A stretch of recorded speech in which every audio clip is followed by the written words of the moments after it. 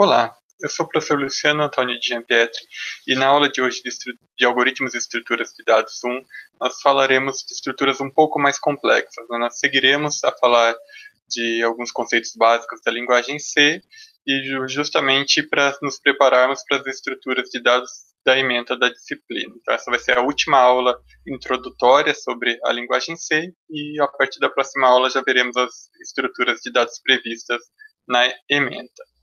A ideia da aula de hoje é que a gente quer criar uma estrutura que vai guardar informações de uma pessoa. A gente já aprendeu a criar estruturas e colocar diferentes campos aí dentro da nossa estrutura. Então, as informações que nós queremos colocar é CPF, que vai ser colocado como um campo inteiro aí da nossa estrutura.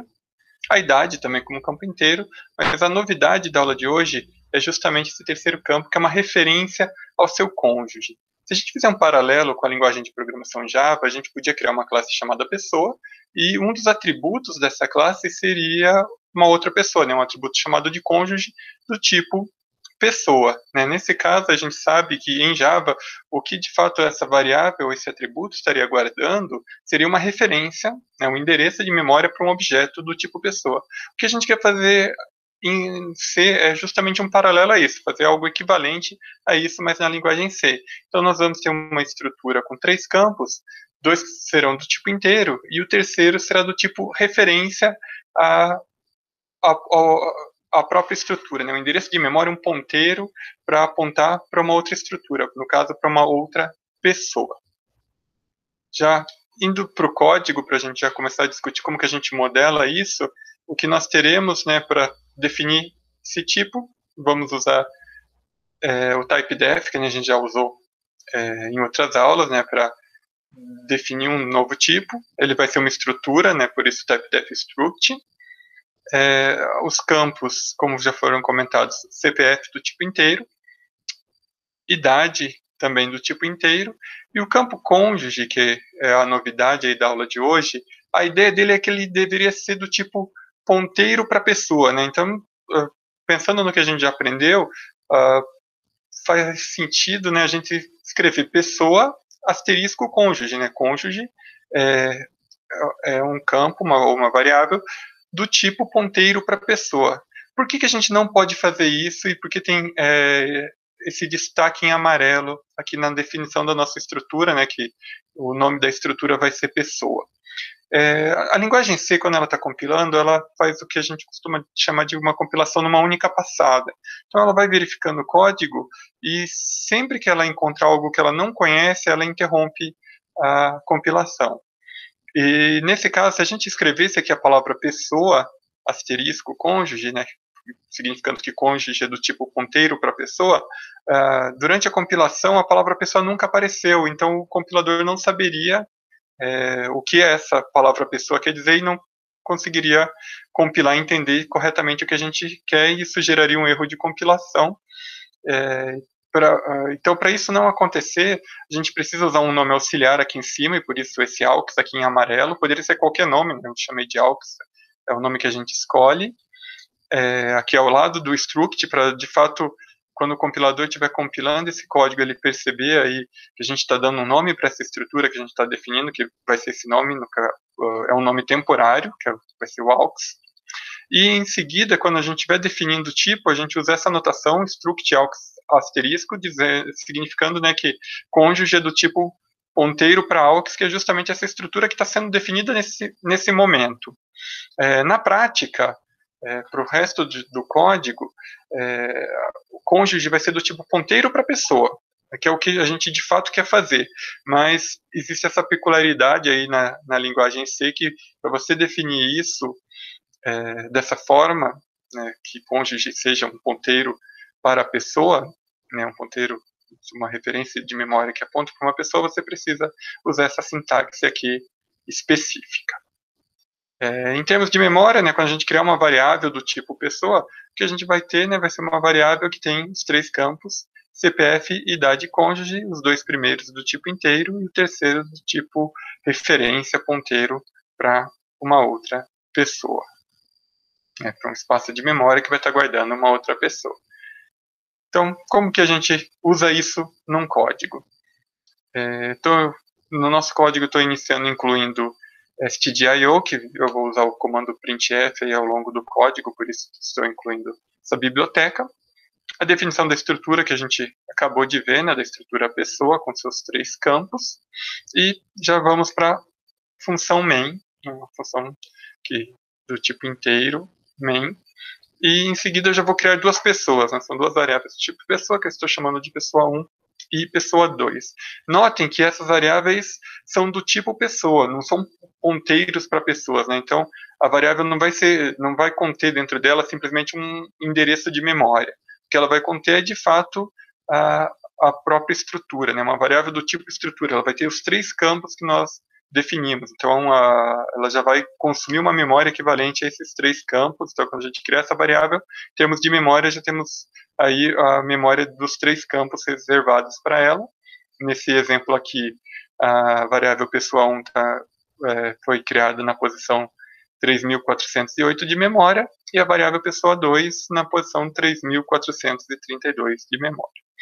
Para a gente colocar valores nos campos, né, nos campos do tipo inteiro, a gente já viu como faz isso. Se a minha variável é do tipo estrutura, né, não é um ponteiro, como o caso aqui de pessoa 1 e pessoa 2, para eu acessar os campos dessa estrutura, eu coloco um ponto, né, então pessoa.cpf recebe, nesse caso aqui, esse valor, e pessoa.idade recebe 36. De maneira semelhante para a pessoa 2, né, pessoa 2.cpf recebe o valor do CPF, pessoa 2.idade recebe o valor da idade. E como que a gente preenche, né, o valor da referência, né, no campo cônjuge aí de pessoa 1 e pessoa 2? O campo cônjuge de pessoa 1, ele vai receber o endereço da variável pessoa 2. Né? Pessoa 2 é do tipo pessoa, né, uma variável do tipo pessoa. Então, o endereço dessa variável é o endereço que tem uma pessoa. No caso, pessoa 2, como a gente viu aqui graficamente, foi colocada na posição 3.432 da memória.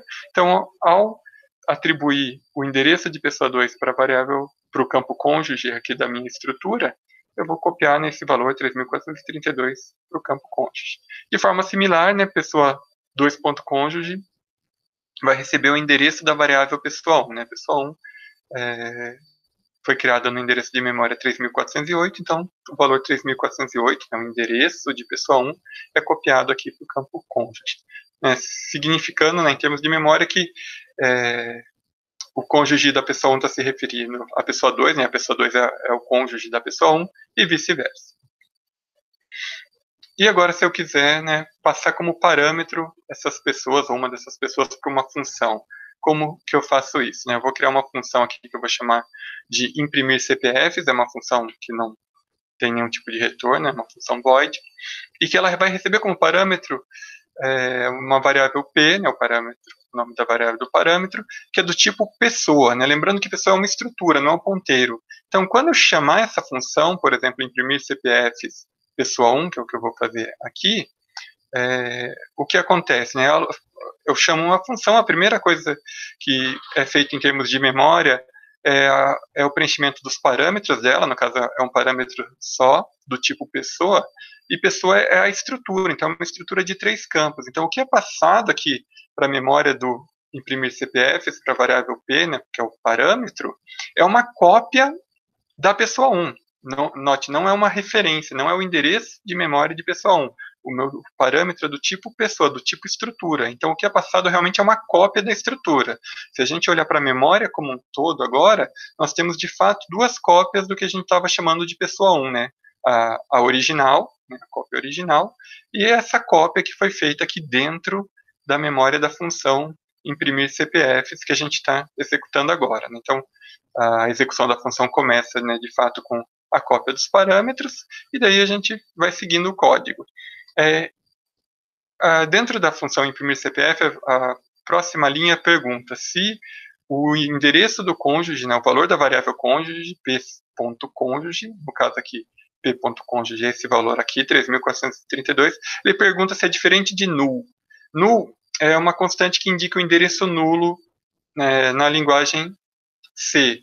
Então, a pergunta aqui é se esse endereço for diferente de inválido, né, se a pessoa tiver um cônjuge, já a gente vai fazer uma atribuição de valor null num endereço de memória. Então, pergunta está perguntando, é diferente de null? E, de fato, todos os endereços válidos, eles são diferentes de null. Então, esse teste, né, o teste realizado pelo nosso if, vai retornar verdadeiro, é diferente de nulo, e com isso a gente vai imprimir dois CPFs, né? Então, vai imprimir esse texto CPFs, dois pontos, um valor inteiro, um espaço em branco, um X, outro espaço em branco e outro valor inteiro e um Enter no final. Quais são esses dois valores inteiros? P.CPF, que é o CPF do parâmetro, né, que o parâmetro está aqui, que é uma cópia da pessoa 1, então o valor do CPF é o valor do CPF da pessoa 1, mas esse valor vai estar sendo copiado aí da cópia da pessoa 1, né, que foi passado como parâmetro, então apesar de ter duas cópias desse valor em memória, o que a gente está acessando no momento é esse daqui, a gente vai imprimir esse valor, 31000000, e além disso, o outro valor inteiro que vai ser impresso, quem ele é, né? P.cônjuge, né? P é uma variável do tipo pessoa, para eu acessar um campo dessa variável, né, eu uso o ponto, né, eu tenho a estrutura em mãos, eu acesso seus campos com o ponto, então P.cônjuge é esse campo aqui, e esse campo é um endereço. Então agora o que eu tenho em mãos, quando eu coloco P.cônjuge, o que eu tenho em mãos é um endereço de memória. Agora, se eu quero acessar um CPF apontado por esse endereço de memória, daí eu tenho que usar seta, eu não posso usar ponto. Então, né, aqui eu usei ponto porque eu estava querendo acessar um campo da variável que era do tipo estrutura que eu tinha em mãos. Porém, agora, quando eu acessei nesse campo cônjuge, que é um endereço de memória, o que eu tenho em mãos é um endereço de memória. Para eu acessar um campo apontado por esse endereço de memória, eu preciso usar uma seta, né, que na verdade é o sinal de menos e o sinal de maior. Significa o quê? Vá no endereço de memória apontado por cônjuge, é o endereço 3432, então a memória 3432 é essa memória aqui, e pegue o valor do campo CPF. Então, o segundo número que vai ser impresso, né, por esse printf é justamente esse CPF aqui que inicia com 29. Então, ao executar esse nosso código, a gente vai imprimir justamente os dois CPFs, que é o da pessoa 1, mas a gente vai ter pego o valor da cópia que foi passada como parâmetro, mas o valor obviamente é o mesmo, é uma cópia, e o CPF da pessoa 2, que é justamente o CPF do cônjuge da pessoa 1. Seguindo aqui nessa implementação, a gente vai falar agora justamente da atribuição do endereço nulo, né? A gente já mostrou um if que perguntava se o endereço era nulo ou não, e para esse exemplo eu vou criar uma terceira pessoa, que eu estou chamando aqui de solteira, né? Independente de ser um homem ou uma mulher, essa pessoa ela não tem cônjuge, por isso ela é solteira, a gente, no campo cônjuge dela, a gente vai colocar o endereço nulo, né? Então, a atribuição, criamos, né, três variáveis aqui do tipo pessoa, então é alocada a memória para essas três variáveis, né, do tipo pessoa, e a atribuição dos valores é feita da mesma forma que a gente já fez, né, com destaque agora para terceira pessoa, essa que a gente chamou de solteira, né, fazendo a atribuição do CPF, da idade e, por fim, do endereço nulo aqui, como já comentei, é uma constante, com letras maiúsculas, né? O N, o U, o E e os dois L's em letras maiúsculas. Seguindo, né, a gente vai terminar nesse conjunto de slides que eu vou apresentar agora, a gente vai implementar 4 funções para manipular de alguma forma aí pessoas, né, para manipular campos ligados aí à nossa estrutura do tipo pessoa. Então, só seguindo o código, temos aqui as nossas 3 pessoas com as atribuições que foram mostradas no slide anterior, e eu vou implementar 4 funções e chamar essas funções, né, executar essas funções, e a gente vai ver o que acontece em termos de memória. Então, temos aqui, por enquanto, na nossa memória, as 3 pessoas, né, pessoa 1, pessoa 2 e solteira, com os valores atribuídos para os seus campos. E a primeira função que a gente vai implementar, ela chama envelhecer 1, ela não tem nenhum retorno, né, ela é tipo void, e ela recebe como parâmetro uma variável p do tipo pessoa. E o que ela faz é p.idade, né, vai no campo idade dessa pessoa, e some 1, né, p.idade mais mais. E a gente chama essa função aqui no nosso código, né, envelhecer 1, vamos passar nesse exemplo pessoa 1 como parâmetro. O que vai acontecer, né? A a gente vai ter a memória aqui da função envelhecer. A primeira coisa que é feita é a cópia do parâmetro, né? O parâmetro é do tipo pessoa, e foi passado a pessoa 1, então vai ser copiada a pessoa 1 para esse parâmetro P, da nossa função envelhecer, e ao eu executar p.idade mais mais, o que vai acontecer, né? Eu vou na minha variável P, campo idade mais mais valia 36, agora vale 37. Ao terminar de executar essa função, essa memória é apagada, né? A memória de dentro de uma função, no caso a cópia da pessoa que estava dentro da função vai ter a memória apagada, então não vai ter nenhuma alteração na idade da pessoa 1, de fato, né? A gente alterou uma cópia, mas o original ficou com o valor que tinha, então não causou nenhum efeito. Por quê? Porque a gente passou uma cópia como parâmetro e a gente alterou a cópia e não a pessoa original, no caso, a idade da pessoa 1. A segunda implementação, ao invés de receber uma pessoa como parâmetro, ela vai receber o endereço de uma pessoa, né? Notem a diferença, né? Ela é sutil, mas ela é bastante relevante. Na função envelhecer 1, a gente recebia como parâmetro uma pessoa, né? Uma variável do tipo pessoa. Na função envelhecer 2, a gente recebe como parâmetro um ponteiro para uma pessoa. E o que a gente vai fazer é, vá na memória apontada por esse ponteiro, no campo idade, né? Por isso a gente usa seta, porque o parâmetro agora é um ponteiro e não uma estrutura, né? Uma variável de um tipo de estrutura. Então, P seta idade, então vá na memória apontada por P, campo idade, some 1.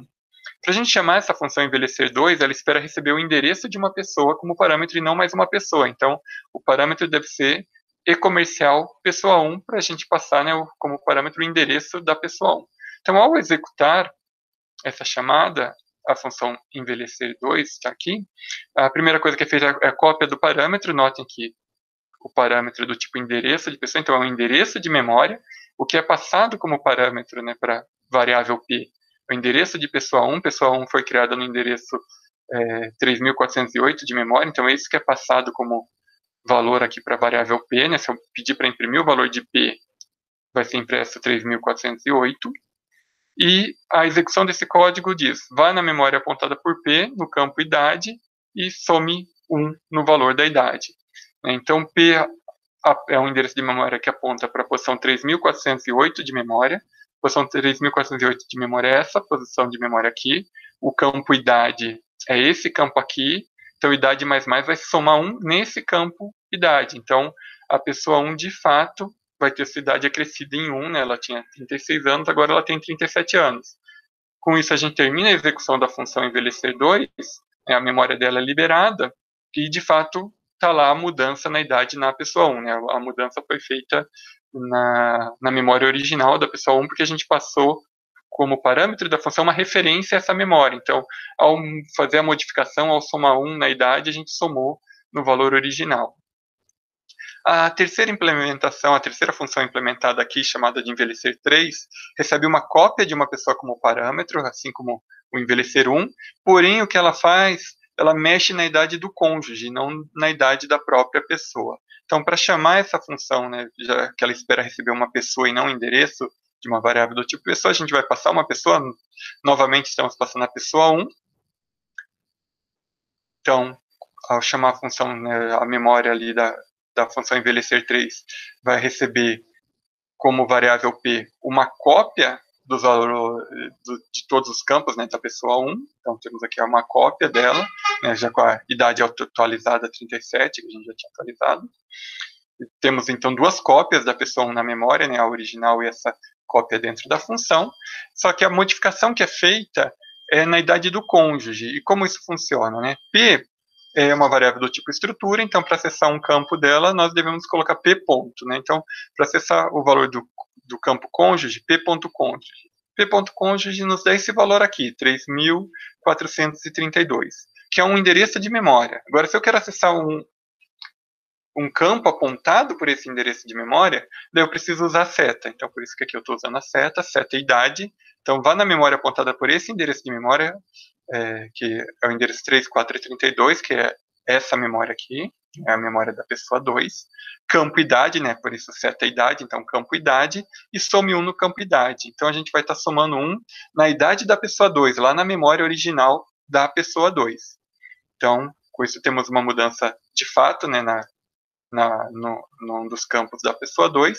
Ao terminar a execução do envelhecer 3, a memória da função envelhecer 3 é liberada, mas de fato a mudança persiste, porque a mudança foi feita no dado original lá da pessoa 2. Por fim, a nossa quarta função, que chama envelhecer 4, ela recebe um ponteiro para a pessoa como parâmetro. Novamente eu vou vou usar a pessoa 1 como parte do parâmetro, né? Nesse caso o endereço da pessoa 1, passado como parâmetro. Então, ao executar o envelhecer 4, a variável P vai receber o endereço da pessoa 1, que é esse endereço 3408. E o que o código faz? Ele vai tentar, né, aumentar a idade do cônjuge dessa pessoa. Então, para isso, vai ser esse P seta cônjuge, lembrando que agora P, nessa implementação, ele é do tipo ponteiro, então se eu quero acessar o campo cônjuge apontado por esse endereço de memória, eu tenho que usar seta, né, ele vale 3408, então P seta cônjuge vá na memória, significa vá na memória 3408, que é essa memória aqui, campo cônjuge, que é esse campo aqui. Daí eu tenho, continuando, né, o comando, seta idade mais. Seta idade vá na memória apontada por esse valor, 3432, que é a memória da pessoa 2. Seta idade, né, idade é o campo idade, que é esse campo aqui que vale 36, e some 1 nessa idade. Então essa idade que valia 36 vai agora valer 37. Ao terminar a execução da função envelhecer 4, a gente libera, né, a memória utilizada por essa função, e tivemos uma modificação de fato na idade da pessoa 2, né? Foi uma modificação realizada lá no dado original, no campo original, idade da pessoa 2. Então, aqui a gente viu de diferentes formas, né, com 4 funções, quando a gente consegue ou não consegue modificar o valor de um campo. Isso vai ser bastante útil ao longo das próximas aulas, porque a gente vai ter várias funções que têm como objetivo modificar uma estrutura de dados que é recebida como parâmetro. E a parte importante aqui é sempre a gente se perguntar, né, o que a gente quer modificar, e se a gente quiser modificar uma coisa, só que a gente está passando uma cópia disso como parâmetro, a gente vai estar modificando a cópia e não o original. Então a gente vai precisar tomar esse cuidado aí ao longo do semestre. Destacando, né, que das 4 funções que a gente implementou, só a primeira de fato não fez uma modificação, né, nem na pessoa 1 nem na pessoa 2, né, que foram as duas pessoas aí que sujeitas aí às modificações, porque a primeira função fez uma modificação apenas na cópia, que foi recebida como parâmetro, a segunda recebeu o endereço, e daí por isso fez a modificação no dado original. A terceira, ela recebeu uma cópia, mas ela recebeu uma cópia da pessoa 1, e ela usou essa cópia simplesmente para descobrir o endereço do cônjuge da pessoa 1, para daí fazer uma modificação lá no campo idade do cônjuge, no campo idade original do cônjuge. Então, apesar de ter recebido uma cópia como parâmetro, a modificação que foi feita não foi feita nessa cópia, né? Ela usou essa cópia para descobrir o valor de um endereço de memória, e ela foi lá nesse endereço de memória, e lá sim, né, no dado original, foi feita a modificação. Então aí as diferenças, né, de passar uma cópia da variável ou o endereço dela, e a gente tem que tomar esse cuidado, né? Tem casos que, se a gente quiser fazer uma modificação, não pode passar cópia, porque obviamente modificar cópia não ajuda. Mas às vezes a gente pode passar uma cópia, porque na verdade o que a gente quer dessa cópia é simplesmente um endereço de memória para um dado original, como foi o caso do envelhecer 3, e com isso a gente passou uma cópia como parâmetro, mas a gente fez uma modificação no dado original, porque o que a gente usou da cópia foi na verdade uma referência a um dado que a gente queria modificar. Isso encerra essa videoaula, e a partir da próxima videoaula a gente vai começar a entrar de fato nas estruturas de dados previstas na ementa da disciplina, né? A ideia dessas videoaulas iniciais foi justamente dar uma base sobre a linguagem C, em particular das diferenças, né, que surgem da linguagem C em relação à linguagem Java, que vocês já aprenderam no semestre passado, para que a gente possa, daqui em diante, desenvolver as estruturas de dados da disciplina. Agradeço a atenção de todos e nos vemos na próxima videoaula.